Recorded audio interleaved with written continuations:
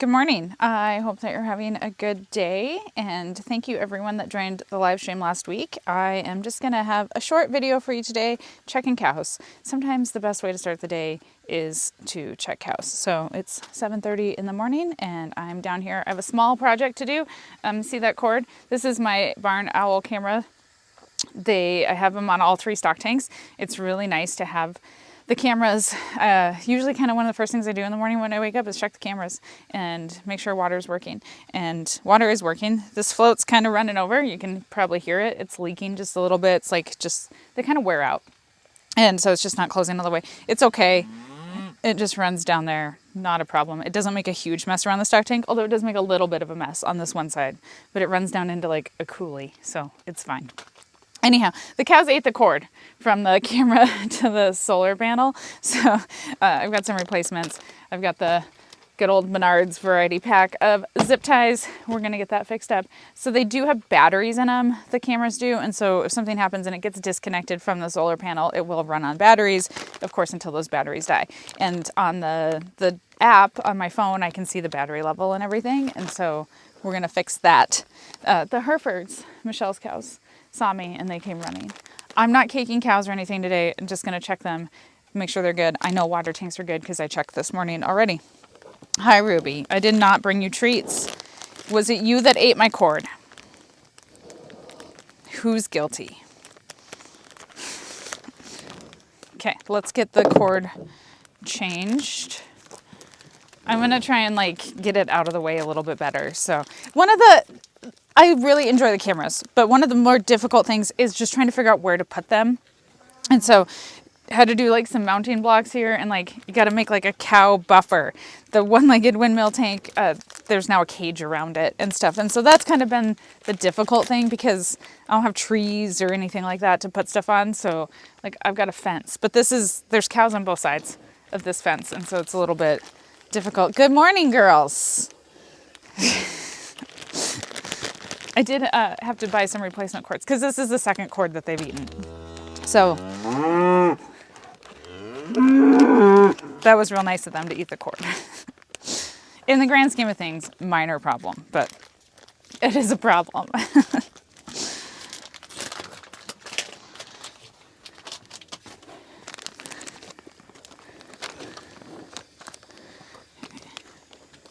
Oh, is this one going to be long enough, the replacement? Yeah, I think so.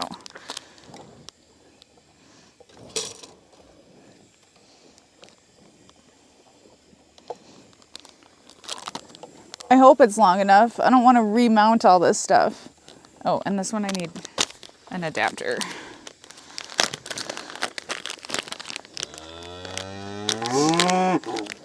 I didn't bring cake. Sorry, guys.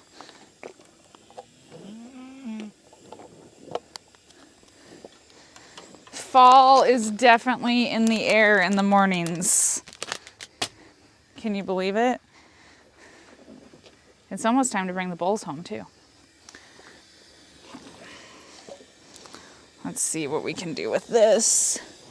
Oh, are we gonna be long enough?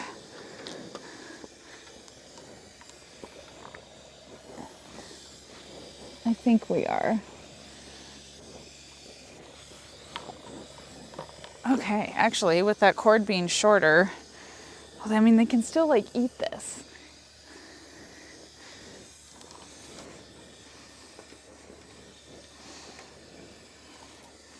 I don't know why they gotta chew on everything. I mean, I know it's what they do, but I feel like I just need to order more cords. I have another backup.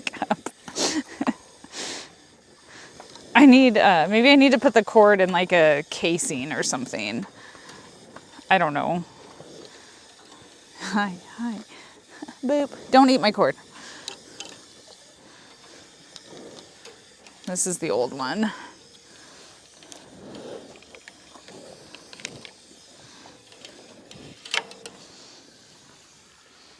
I chewed this part.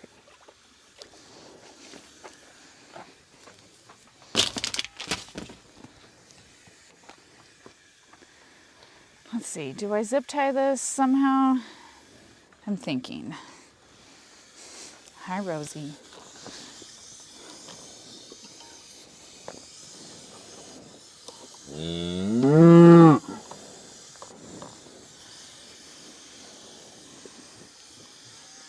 again, yeah, I mean, they could still like nibble on this, so. Are we all right, girls? It's like sprinkling just a little bit. You maybe can see it on the Stark tank. Okay. Shorter cord, maybe that will be better. Obviously, this is still potentially accessible. The heifers and first calf heifers could eat this side. I don't know. Again, maybe some flexible tubing or something is maybe what I need to put over that. So I shall ponder that. But for now, I think we're okay for today. All right. I didn't bring stuff with me. I brought this.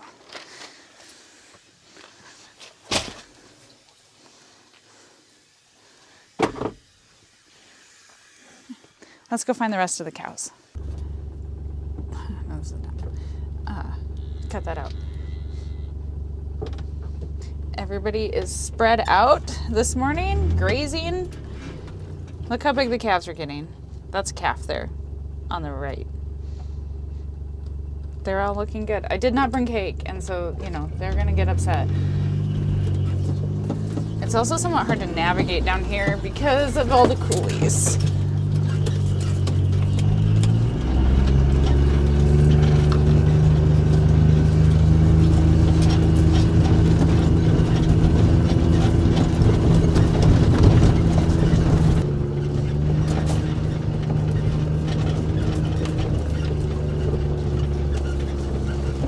I would like to find Max and Walter and make sure they're doing good. They're up in the hay fields. Yeah, they're all over the place.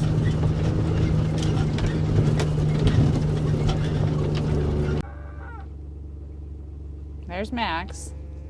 Oh, girls, I'm not caking you. There's Walter. Oh, we gotta go.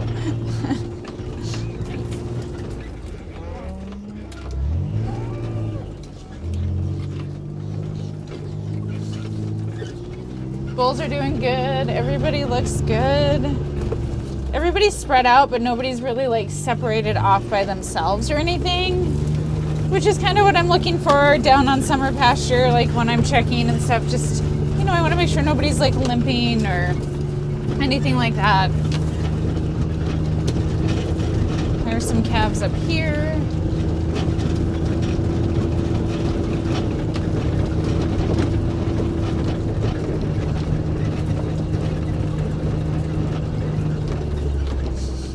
Hello, little baby cows. You're getting nice and big.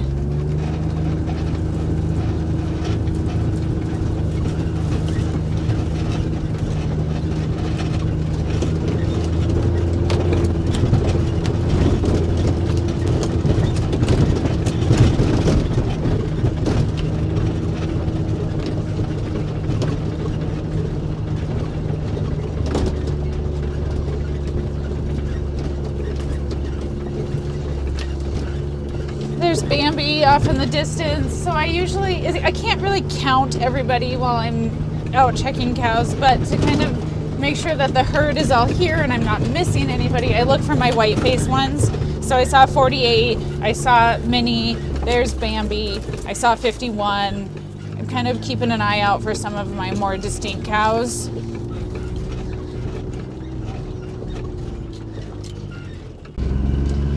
With the heifers and first calf heifers, it's a little bit easier to count, although there are close to like 30 animals in that pasture between everybody. So even that's a bit difficult.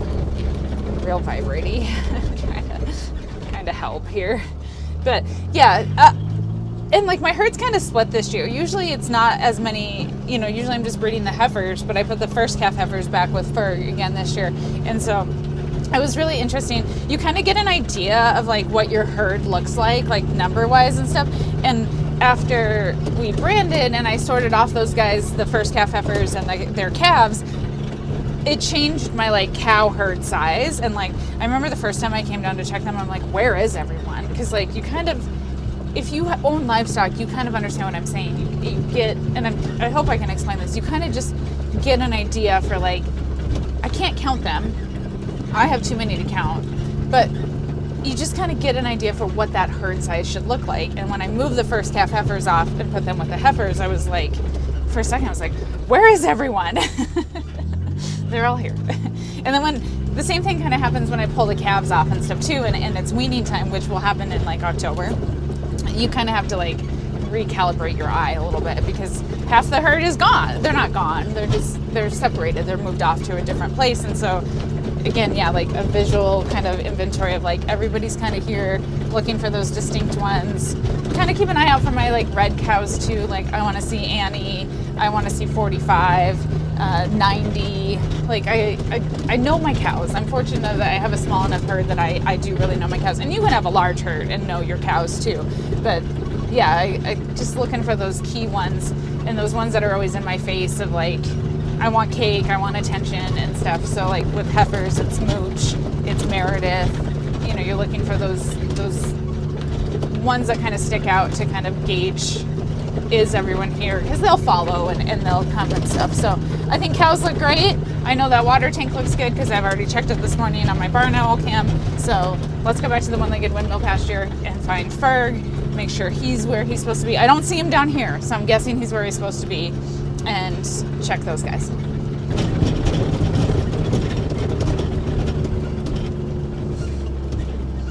It's crazy how big the calves are getting. Like that's a calf up there, that red and white one. It's hard to show scale and stuff on camera. Like it just doesn't always translate well, but they're getting really big, the calves are, which is great. Super happy to see that. I'm not caking you guys. Sorry. This group is, hey, there's Moon Pie. This group is so friendly. There's Meredith. Hi. Nope. The drive-thru's closed. Oh my goodness. You guys are so full of energy. It's early. We don't need to be this rambunctious in the morning.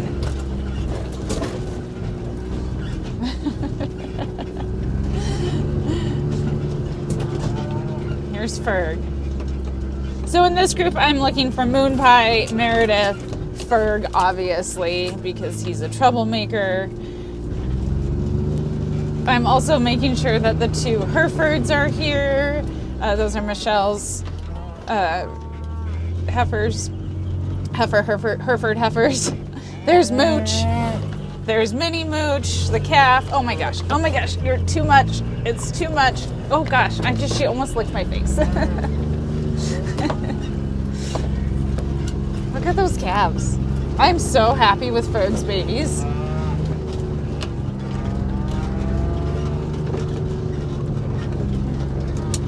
Yeah, these guys all look good.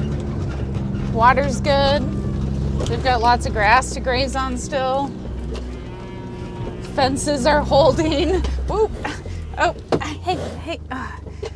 Not today, Mooch. Not today. All right, I've got them all riled up, as you can tell, so it's time for me to leave.